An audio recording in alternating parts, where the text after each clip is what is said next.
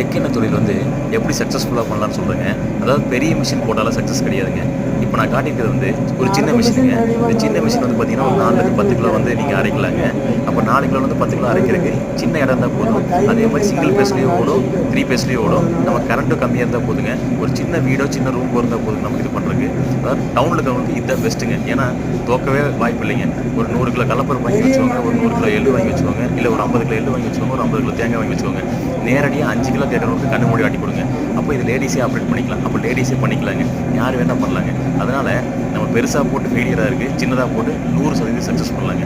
அதனால் சின்ன லெவலில் பண்ணுங்கள், கண்டிப்பாக சக்ஸஸ் ஆகும். டெய்லி குறைஞ்சபட்சம் ஒரு 1000லேருந்து 2000 சம்பாதிக்கலாங்க. எப்படின்னா நம்ம கூலிக்கு ஆட்டி கொடுத்தாலும் கடலப்பருப்புலேருந்து ஒரு 10 ரூபா லாபம் வச்சுக்கலாம். ஏன்னா இன்றைக்கி மளிகை சாமான் கூட ஒரு 10 ரூபா வச்சு தான் கொடுக்குறாங்க. 10 ரூபா லாபம், ஆட்டுறதுக்கு ஒரு 10 ரூபா, சுலபமாக 20 ரூபா. டெய்லி ஒரு 50 கிலோலேருந்து 100 கிலோ ஆட்டினீங்கன்னா ஒரு 50 கிலோ ஆட்டினாலும் 1000 ரூபா இருக்குங்க. சிம்பிளாக பண்ணுங்கள், நல்லா பண்ணுங்கள்.